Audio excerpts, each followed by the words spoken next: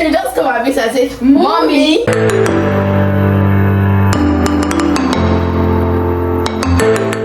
Hi everyone, my name is Blessing Fijabi Ayodele. Welcome back to my YouTube channel.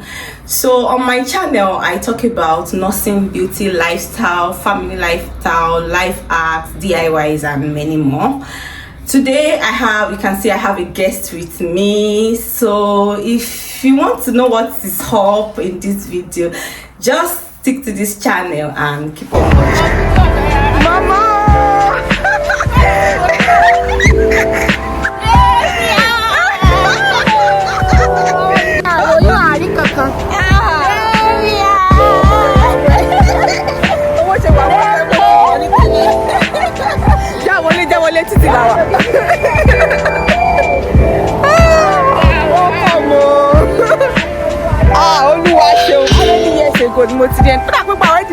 Last 2017. That's good.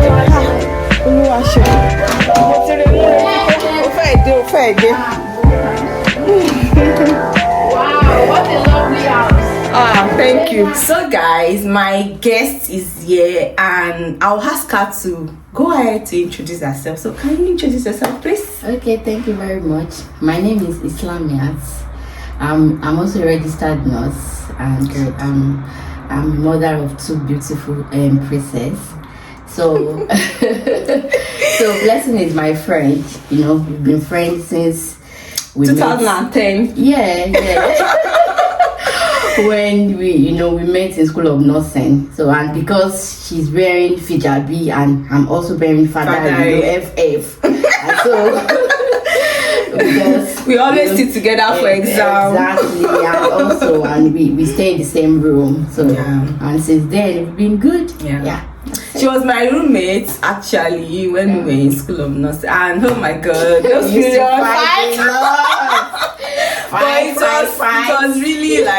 it was really an amazing time. Yeah. Like we were just childish too. We were actually childish then, but we can't do without each other. We fight, we quarrel, we settle on and off. But anyway, it was really a nice time. So thank you very much for coming to my channel. Thank you so much. Just want to have like a chat, I just thought of let's just have a chat. So can you tell us how the journey into the UK has been since you came to the UK? How long have you been in the UK, if I may ask? Yeah, it's over a year now.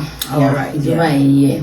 Well, I thank God everything is going on fine as expected, but when you are coming to a new environment, you have a kind of perspective, you understand. But by the time you get there, what you were thinking of, maybe what you hope for now change.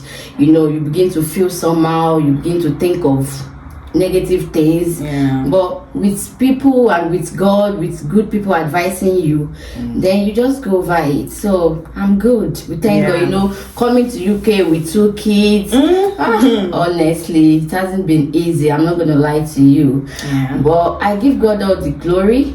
Everything is going on fine, and we are still pushing. We move.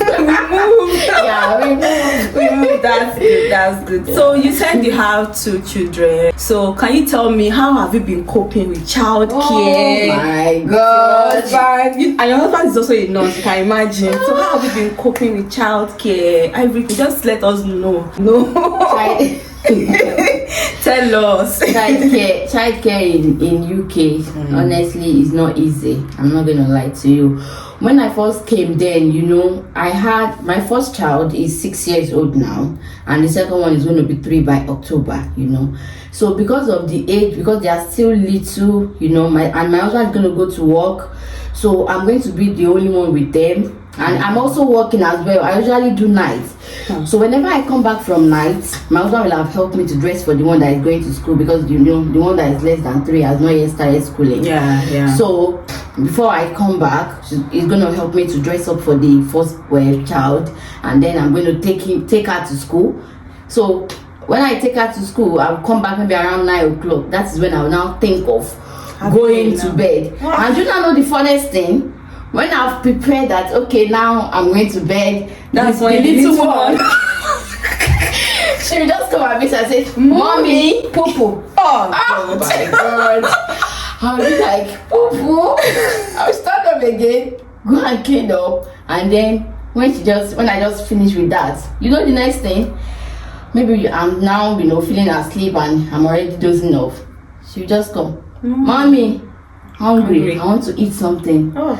And then I just, and before you know it, it's already 2 o'clock. And then you're planning to go and pick. Oh my goodness. Go and pick, so it's, I'm not going to lie to you. I found it so, and UK is boring, no one to help you. Nobody. So I found it so, I'm not going to lie to you, I'm just adapting now. But at first, I'll be like, what is this? Which kind of life will send me to this place? But sometimes when I just tell remember those times that you call me and then you be like,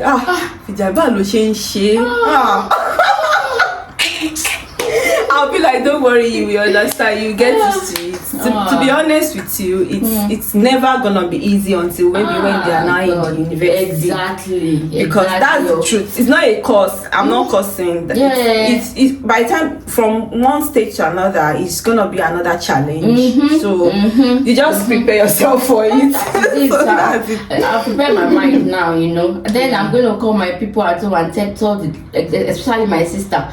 Just Mom, she just see it now. Look at, and she'll be like, no, don't worry, you'll be fine. They are growing up, they are growing up, and stagnant. That alone will kind of make me to feel relaxed and I keep on moving.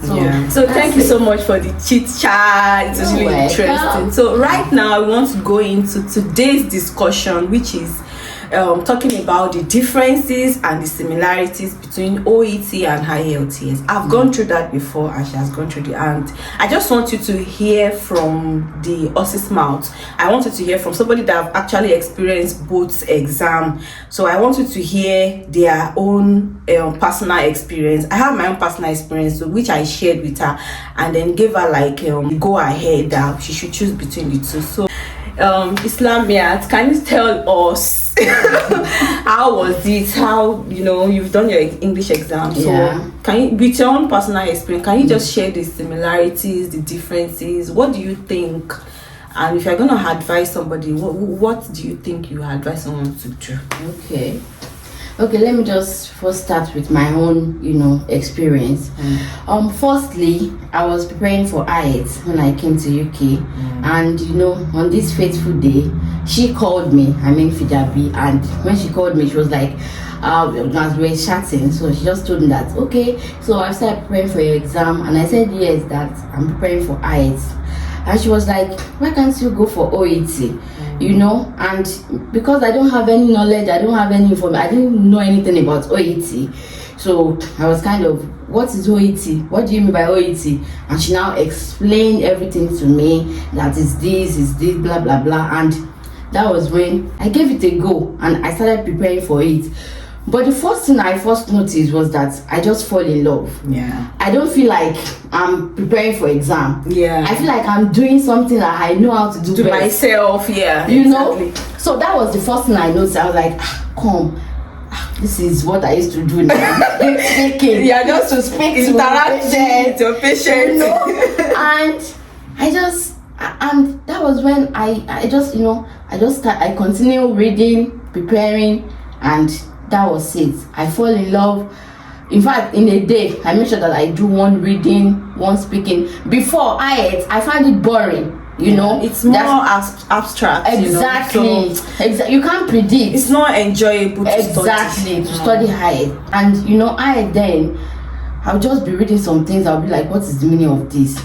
But in OET, because sometimes they can bring disease condition, something maybe you have read in school of nursing, or maybe while I was doing my BNSC, and that interests me more. I want to know more about that thing. It's to capture your attention. Exactly. Like, oh, okay, so this is what you're talking about. And again, because you have like an overview knowledge of, you're a nurse, obviously, so and you have an overview knowledge. So definitely, when you are studying for your OET, you'll be like, it's not even like an exam. Sometimes you feel like I'm not even. Most especially that speaking part, I so much enjoy it. You like to talk before. I be talk at you. I'll be like, no, don't worry. I'm going to do everything for you. And I used to score high, and I score high in my speaking. My own advice to everyone, any nurses that is planning to come to UK or maybe go to any other country that they are accepting OET, my advice that if you have tried IELTS maybe once or twice and you are not getting the required score that you need, you can just go for OET. OET is easier. I'm not going to lie to you. I find it so easy, honestly. I can remember my reading, they asked for scabies. I remember we were taught scabies in school of nursing. Scabies? So when I saw it, I said scabies. No problem.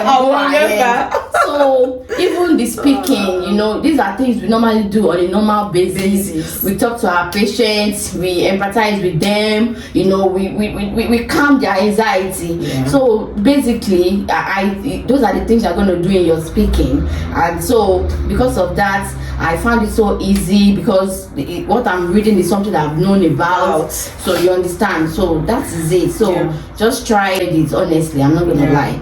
So and again, another thing that I know about OET is OET will help you, like it will give you that communication skill whenever you are even practicing as a nurse in the UK. You know the exact word to use for your patient whenever you want to relay some information, or even whenever they are being anxious and you want to speak to them and calm them down. Definitely the OET will give you the good words that you will use, because it's just exactly like so. Because OET has taught me that in that situation you provide, like you tell them that we're going to help them with maybe social worker or something. I just apply that knowledge and I just told my patient that okay, don't worry, I'm going to escalate my nurse and then we're going to provide the social worker for you that will help you. So I don't want you to be anxious. I want so that communication skills is there for me. I have the confidence to be able to communicate, and I know by the time I start working as a nurse now, you won't find it difficult to speak to patients.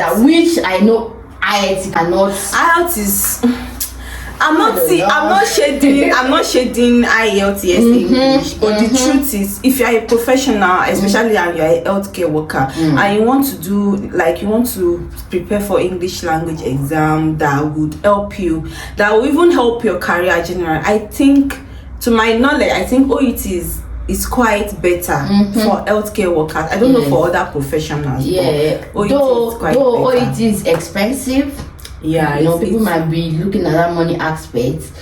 But for me, even if you do IELTS 3 times and you didn't pass it, if you had it together, it's equivalent to one OET. Exactly. Sitting. So and the percentage of people that sit for OET and pass, I've heard like a lot of people sat for OET and then they pass at one sitting. Whereas IELTS, I have never. Maybe 1 in 100 will sit for IELTS and pass in one sitting. It's very rare. And you have people saying 2 times. Even some people have to do it like 5-6 times before they could pass. But OET, if you are a nurse and you are obviously you went to a school and then you were taught, it's not like maybe you do Parishe or something. Though I met some people there too that they were saying I've done it so many times, but for me, if you are from Nigeria, most especially that we speak English most of the time, and I don't think you may at least at the worst like I've seen is maybe 2 times. I've not even seen anybody that will say I've done OET 3 times. The worst I've seen is this is my second attempt and they passed. So to me, I think fine, the financial aspect is quite expensive compared to IELTS, but then if you think about it, why do you have to be, keep doing one thing over and over again and you're not getting a positive result? It's even draining. I'm not psychologically. It's draining. And another thing that I want to add is that because I've actually done these 2 exams before and I know the differences.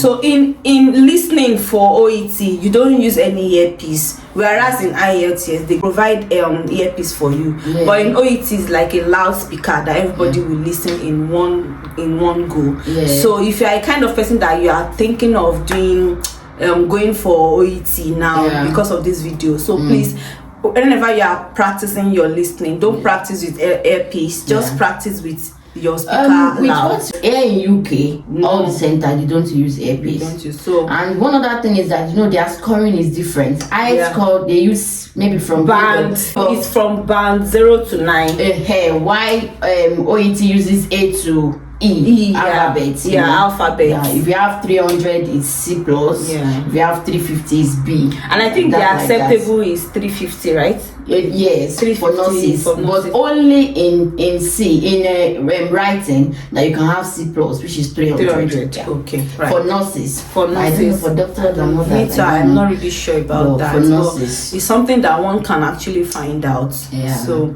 and then another thing about OET and IELTS is like not all countries that accept it. Yes. And it's not all organizations that accept it. IELTS is much more acceptable generally. Exactly. But I think they are working on their this thing now, because I think before they said US doesn't accept OET, but now it does. Yeah. That's good. That's a good one. Yeah. So I think they are working on it. One other thing is IELTS is maybe academic or general. Why OET have like varieties for like 12 professionals, nurses, doctors, physiotherapy, dietitians, like that.